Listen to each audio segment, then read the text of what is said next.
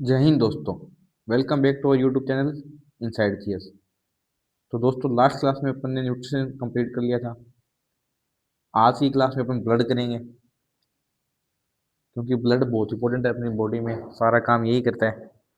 तो चलिए दोस्तों, बिना देरी किए हुए शुरू करते हैं। ब्लड स्लाइड दे रखी है मैंने, ये अपन पढ़ेंगे। तो कुछ एक्स्ट्रा इन्फॉर्मेशन है वो मैं लिख के बताऊंगा, ठीक है? क्यों लिखने में मुझे अच्छा लगता है। तो चलिए अब स्टार्ट करते हैं। Blood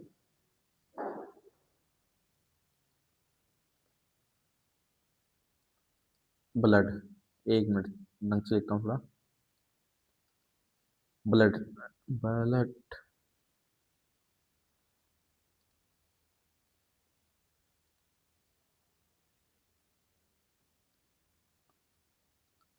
blood. तो पहले मैं बताता हूँ ब्लड किसका पार्ट है। कनेक्टिव टिश्यू का। ब्लड किसका पार्ट है? ब्लड क्या है?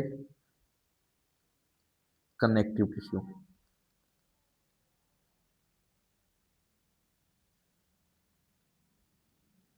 कनेक्टिव टिश्यू का। पता नहीं यार पहले से कैसे काम कर रहा है। ठीक है, ब्लड किसका पार्ट है? कनेक्टिव टिश्यू का। अब ब्लड दो चीजों से मिलके बना है, ठीक है? ब्लड में दो चीज है, फर्स्ट एंड सेकंड। जो अपनी फर्स्ट है वो है प्लाज्मा। ब्लड में प्लाज्मा होता है, ठीक है? जो सेकंड अपना वो सेल्स। जैसे कौन सी होगी? तीन है ये। फर्स्ट होगी अपनी आरबीसीज, सेकंड होगी अपनी डब्ल्यूबीसीज, थर्ड होगी अपनी प्लेटलेट्स।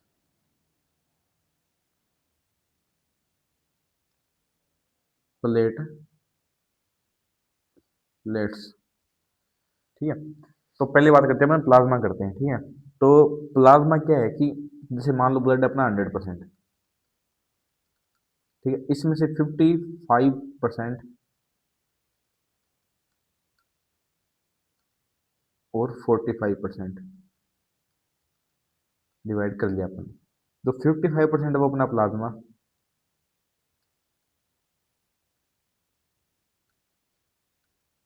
प्लाज्मा है, और 45% वो अपनी तीनों सेल्स हैं, ठीक है?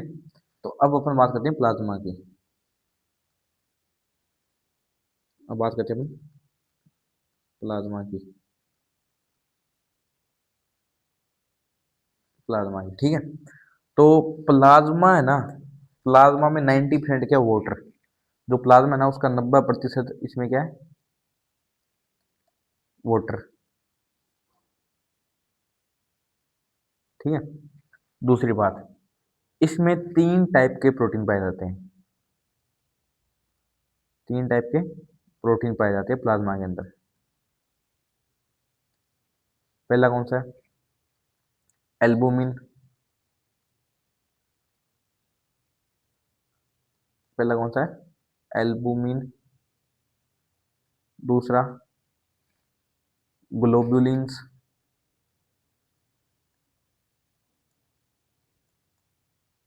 एंड तीसरा फिब्रिनोजेंस।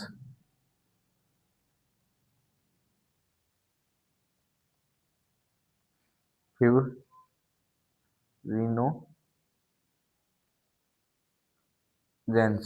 ठीक है? ये हो गए अपने तीनों टाइप के प्रोटीन जो अपने प्लाज्मा के अंदर है। जो एल्बुमिन है ना, वो हेल्प करता है, जो अपना ओस्मोटिक प्रेशर रहता है उसको रेगुलेट करता है। एल्बुमिन क्या करता है? Regulate osmotic pressure.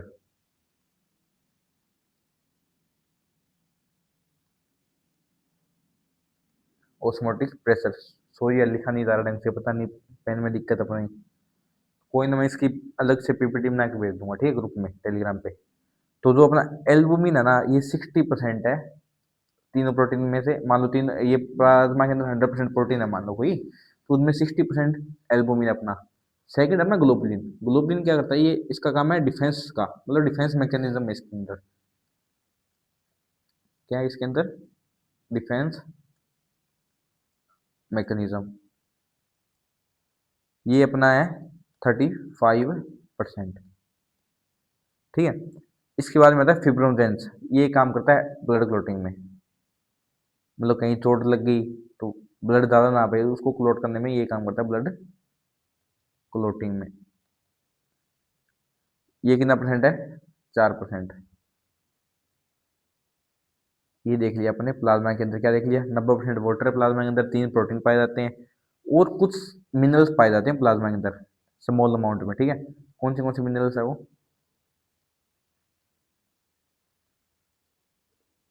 पहला सोडियम, दूसरा कैल्शियम, तीसरा मैग्नीशियम, चौथा HCO3, क्लोराइन, एक्सेट्रा। ठीक है, तो ये अपने पाए जाते हैं। और इसमें क्या क्या पाया जाता है प्लाज्मा में? ग्लूकोज भी पाया जाता है, अमीनो एसिड, अमीनो एसिड भी पाए जाते हैं एंड लिपिड्स पाए जाते हैं। लिपिड्स भी प्लाज्मा में पाए जाते हैं। तो अपना प्लाज्मा इतना ही था। अब अपने ना सेकंड पार्ट करते हैं, इसके जो सेल थी ना, आरबीसी, डब्ल्यूबीसी एंड प्लेटलेट्स। तो पहले करते हैं अपना आरबीसीज। आरबीसी को सभी को लगभग फुल फॉर्म पता होगी, red blood cells. Red blood cells, ये अपनी आरबीसी की फुल फॉर्म। इसको एरिथ्रोसाइट भी बोला जाता है, known as erythrocytes, known as erythrocyte, erythrocytes. ठीक है, तीसरा है ये, इसकी फॉर्मेशन होती है बोन मैरो के अंदर।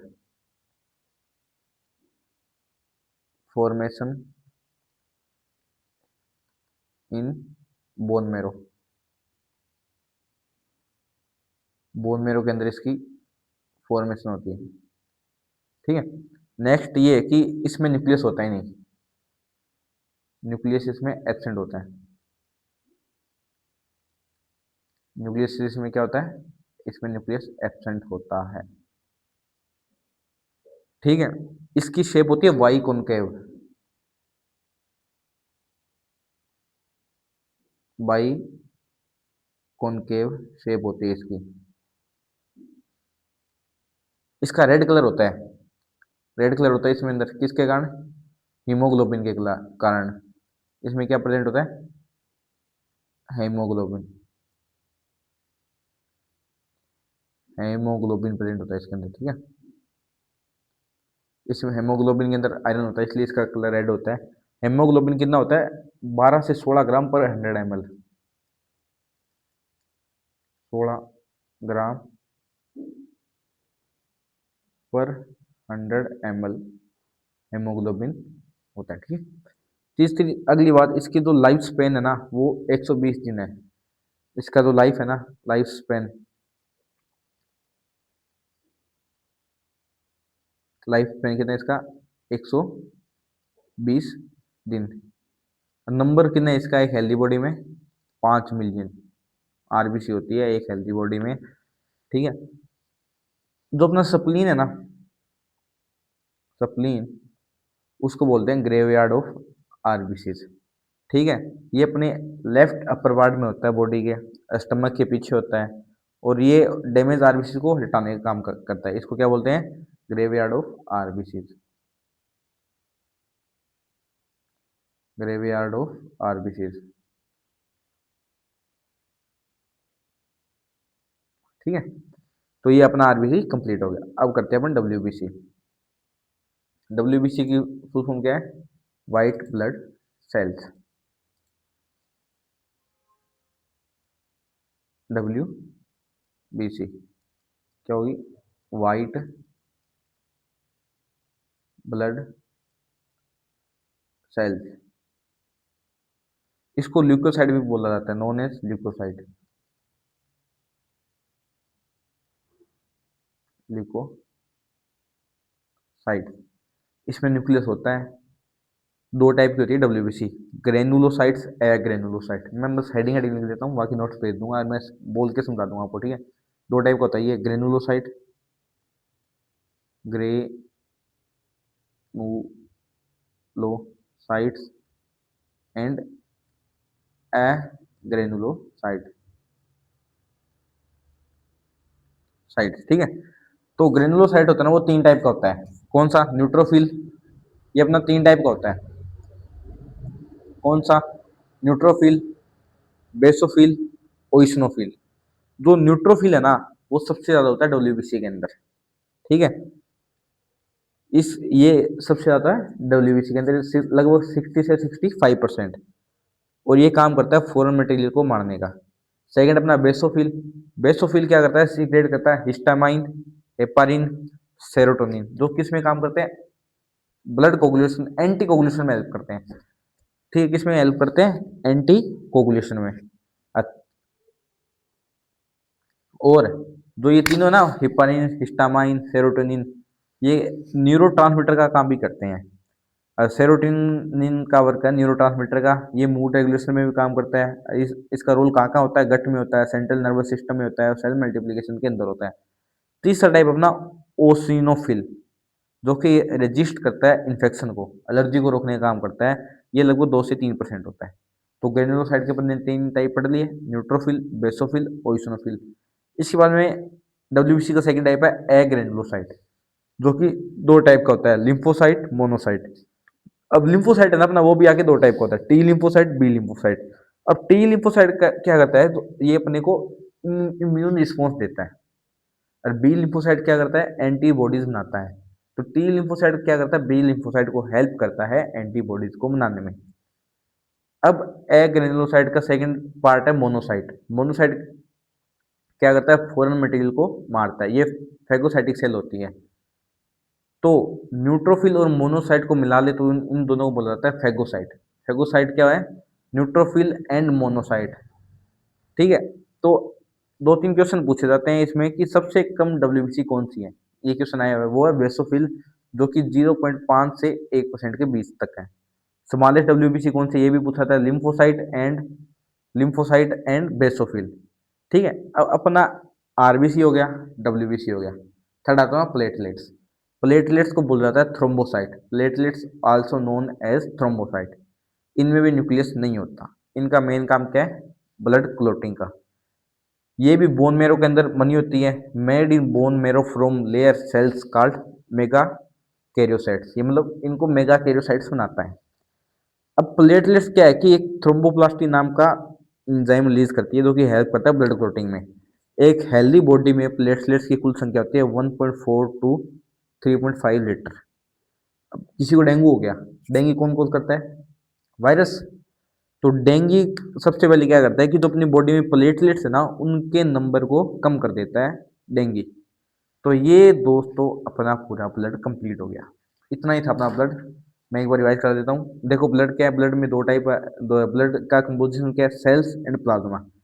ब्लड का 55% कंपोजिशन क्या है? प्लाज्मा। और 45% क्या है? सेल्स। तीन टाइप की सेल पड़ी अपने, आरबीसी, डब्ल्यूबीसी, प्लेटलेट्स। जो आरबीसी है उनको रिथ्रोसाइट से नाम से जाना जाता है, डब्ल्यूबीसी को ल्यूकोसाइट से, प्लेटलेट्स को थ्रोम्बोसाइट से। तो डब्ल्यूबीसी आगे अपने दो टाइप में पड़ी, ग्रेनुलो, एग्रेनुलो। ग्रेनुलो तीन टाइप में, न्यूट्रोफिल, बेसोफिल, ओइसनोफिल। और एग्रेनुलो दो टाइप में, क्या? Lymphocyte, monocyte. लिम्फोसाइट आपने आगे दो टाइप में पढ़ा, बी लिम्फोसाइट, टी लिम्फोसाइट। तो फिर आपने प्लेटलेट्स पढ़ा, जिसको थ्रोम्बोसाइट बोला जाता है। तो ये दोस्तों इतना ही था अपना ब्लड, जो मेरे को एक्स्ट्रा पढ़ाना था। इसके मैं सॉरी दोस्तों, आज लिख नहीं पा रहा मैं, ये अपना पेन टेप काम नहीं कर रहा, पता नहीं क्या हो गया। कल से ये दिक्कत नहीं होगी। तो मैं इनके आपको पीडीएफ फॉर्म में नोट्स मेरे टेलीग्राम चैनल पे सेंड कर दूंगा। अब अपन बात करते हैं जो अपन स्लाइड बना के आए हैं उसकी, ब्लड्स, ठीक है। इसमें जो समझानी चीज़ है वो समझा दूंगा, ठीक है। बाकी तो सेकंड है, व्हाट इज ब्लड। ब्लड क्या एक बॉडी फ्लूइड है। ये क्या ट्रांसपोर्ट करता है? ऑक्सीजन को, न्यूट्रेंट को, हार्मोन को और वेस्ट मटेरियल को बाहर निकालने का के लिए किडनी पास लेके जाता है। ये होम्योस्टेसिस के लिए इंपॉर्टेंट है। देखो अगर बॉडी में ब्लड नहीं हो तो हर जगह ऑक्सीजन नहीं पहुंचेगी, हर जगह ऑक्सीजन नहीं पहुंचेगी, ब्लड नहीं होगा तो बॉडी में। न्यूट्रिएंट भी हर कोने में पहुंचाने का काम कौन करता है? ब्लड करता है। हार्मोन को भी हर जगह में ले जाने का काम ब्लड करता है। इसलिए ब्लड क्या अपना कनेक्टिव टिश्यू है। दूसरी बात, ये जरूरी है होम्योस्टेसिस को मेंटेन करने के लिए। किसके लिए? होम्योस्टेसिस को। तो देखो ब्लड अपने दो टाइप तीन है, ब्लड में सेल पड़ी है, वो तीन टाइप की पड़ी है अपन। ठीक है, तो कौन सी बताओगे आप? कौन सी होती है? RBC, WBC, platelets. इनको याद रखना भी, क्वेश्चन बहुत ज्यादा आते हैं। ठीक है।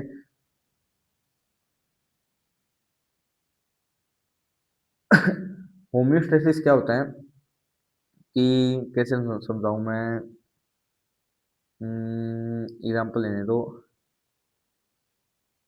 होम्योस्टेटिस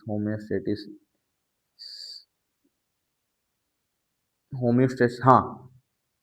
होम्योस्टेसिस क्या होता है कि कोई भी ऑर्गेनिज्म है ना, जो अपना इंटरनल इन्वायरमेंट है उसको स्टेबल रखने के लिए होता है होम्योस्टेसिस। तो ब्लड जरूरी है होम्योस्टेटिस को मेंटेन करने के लिए।